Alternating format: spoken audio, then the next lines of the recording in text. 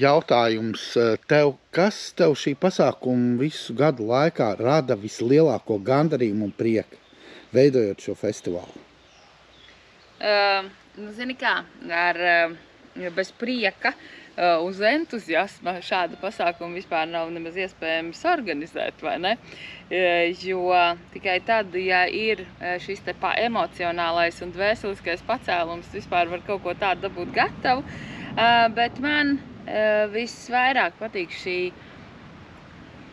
satikšanās, kad mēs varam iepazīt viens otru, satikt, samīļoties, sasmaidīties un tā emociju, tāda gaisotne, kas virmo, piemēram, festivāla noslēgumā, tā vienmēr ir tik ļoti dvēseliski, tā, ka līdz asarām visiem ir jāraud, un tā ir tāda, tu saproti, kāpēc tu to dari.